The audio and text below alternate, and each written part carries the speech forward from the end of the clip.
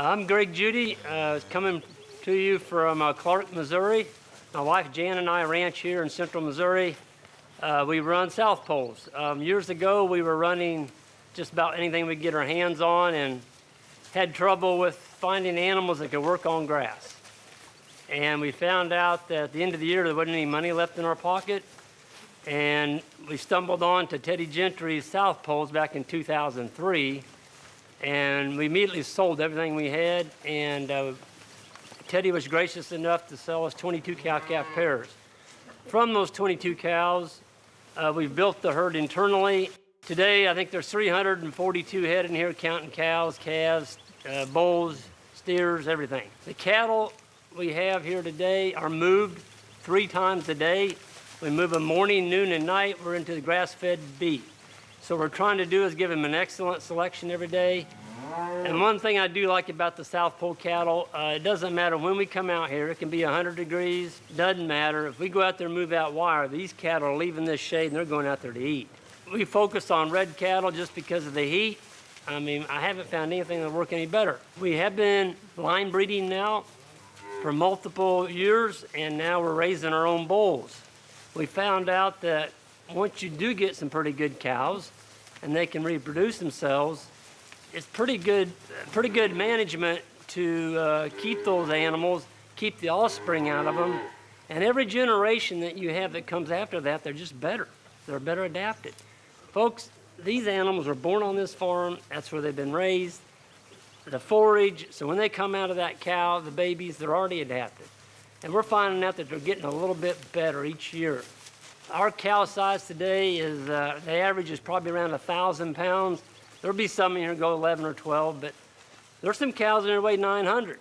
I like the smaller frame cows, and I'll tell you why. We're in a clay base here. We get a lot of rain, and when it rains, it gets puggy. Well, if you've got a 1,400 pound cow, these cows will absolutely destroy your pasture, especially the way we graze. We're doing mob grazing. We've got them bunched up, and they're tight. We're trying to trample some of this grass on the ground. We're also trying to get a lot better manure distribution. We don't use any lime, no fertilizer, no P&K, nothing, just the cow. So there's thousands of seed in the seed bank. The South Poles come along. I haven't found any animals, folks, that are as docile as these animals are. We have a lot of farm tours here. We hosted the Grass-Fed Exchange 2 years ago. There was 300 people came through these cows.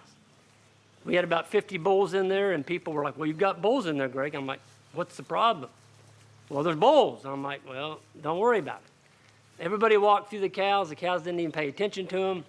Folks, when you got to deal with your animals every day, they need to be docile. And we just don't tolerate any animal. I think I've only called maybe 3 since 2003 that's ever raised their head up. If they raise their head up and look at me like I'm a booger, they're out of here.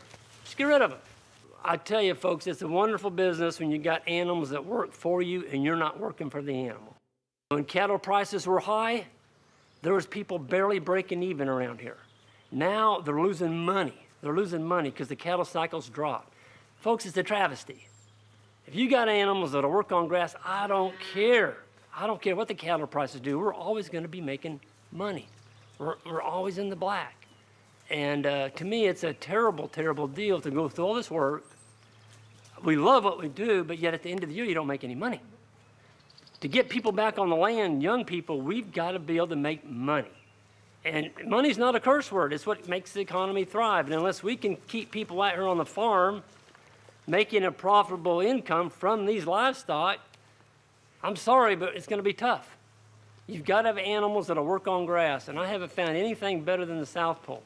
And everybody gets distracted by the grain, all this equipment, all this fancy technology. Folks, here's what it takes. Water and fence. That's about the end of it. Water, fence, let me add one more, management. It does take management. You can't use the Columbus method on your farm. The Columbus method is we turn the cows out in the spring, you go discover them in the fall. That doesn't work. You've got to manage your animals. So I told you we're crazy. All the neighbors think we're nuts. But folks, I'm probably the only one in Boone County making a full-time living ranching. I'll be the nut. I don't care. I know we can make money with these South Pole cattle on grass. And to me, at the end of the day, that's what it's about. It's making money.